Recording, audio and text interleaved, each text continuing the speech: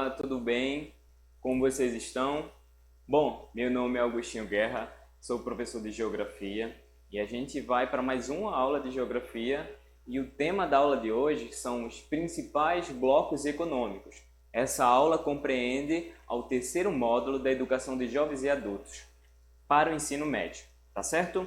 Então, a aula de hoje a gente vai entender mais esse processo e compreender os tipos dos blocos econômicos e os principais deles, tá bom? Então, para começar a nossa aula, eu apresento para vocês a definição o que caracteriza blocos econômicos, tá bom, gente? Os blocos econômicos, elas são de certa forma uma união de diferentes países em torno de objetivos em comuns, tá certo? E esses objetivos comuns, a gente pode dizer que a relação econômica está mais próxima e fortalece os laços entre esses países. Então, a melhoria da condição econômica favorece a junção, a união desses países, tá bom? E dentre os principais modelos de blocos econômicos visam o estímulo e o crescimento comercial, visam o livre comércio e circulação de produtos e mercadoria dentre esses países, tá? A adoção de medidas em uma mesma moeda, tá? Alguns blocos econômicos possuem uma moeda única, condutas comerciais comuns e inúmeros outros acordos. Então, os blocos econômicos, eles buscam essa junção e pensam e constroem acordos para uma melhor relação econômica.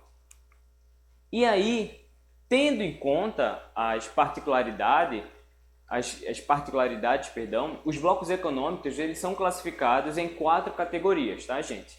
A área de livre comércio, união aduênia, tá? A gente também tem mercado em comum e a união econômica e monetária. Então, essas categorias são particularidades dos blocos econômicos. E aí, nesse contexto com a globalização, os blocos econômicos cada vez mais se tornam em evidência. E o principal objetivo é facilitar essas relações econômicas e sociais, criando acordos, fortalecendo a economia dos países e dos membros em conjunto. Então, nesse processo de globalização, os blocos econômicos acabaram ganhando mais força nessa dinâmica econômica atual.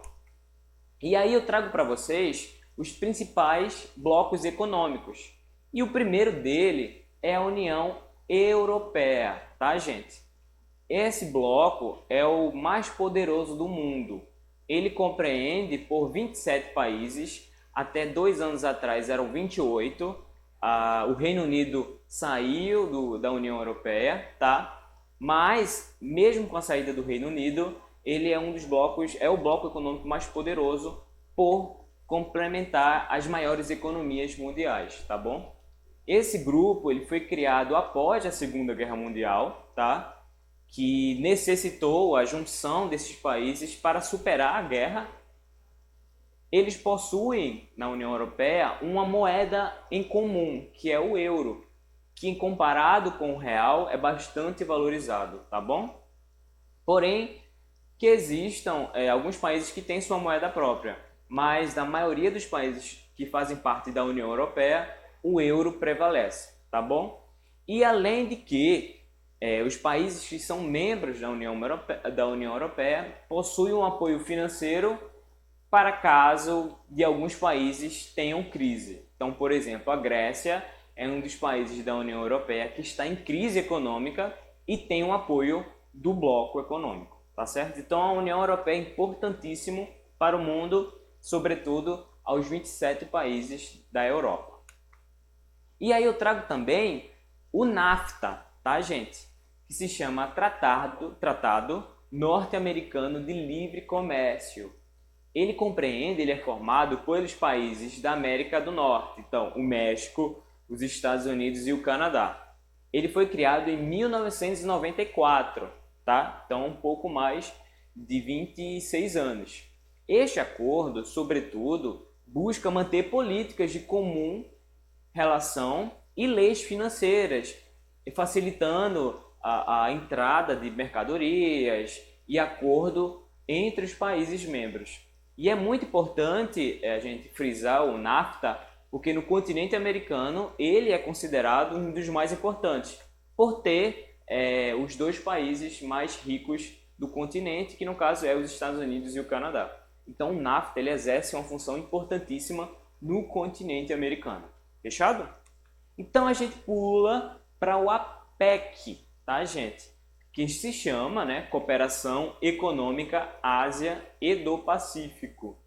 Esse bloco econômico é composto por 21 países. E aí eu cito a Austrália, cito o Canadá, Chile, China, Coreia do Sul, Estados Unidos, Japão, Nova Zelândia, Rússia, Taiwan e outros, tá, gente? Então é um bloco importantíssimo porque em questão de circulação de mercadoria por meio marítimo, por meio do Oceano Pacífico, ele possui uma função importante.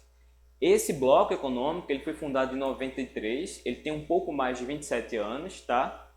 E visa, né, apoiar o crescimento econômico de forma também sustentável e a prosperidade e as relações comerciais entre os países que são banhados pelo Oceano Pacífico. Então a APEC é muito importante nessa relação aí, por fortalecer a economia em torno dos países que fazem parte do Oceano Pacífico.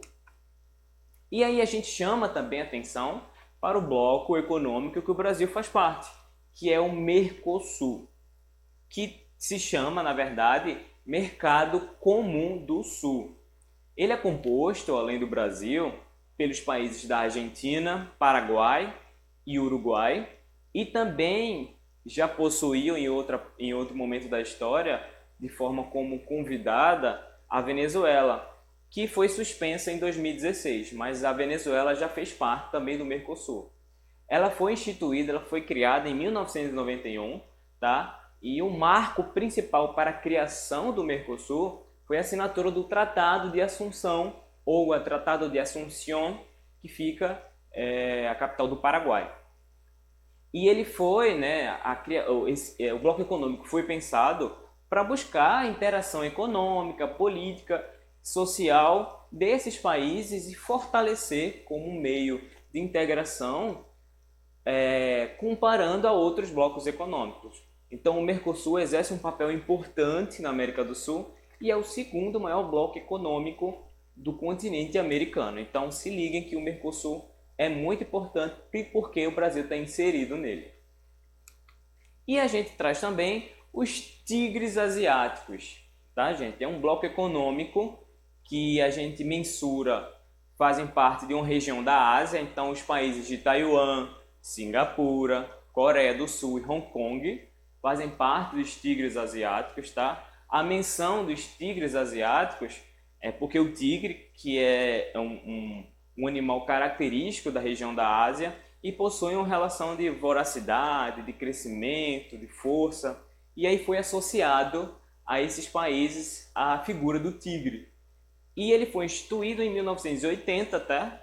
E ele foi pensado e tem um propósito de integração e de promover elevados índices de desenvolvimento industrial e econômico e social. Então, os tigres asiáticos, comparado a outros blocos econômicos, ele tem um crescimento alarmante do final dos anos 80 até o início dos anos 2000. Então, os tigres asiáticos entram em evidência pelo crescimento, pelo alto índice de crescimento industrial e econômico, tá bom?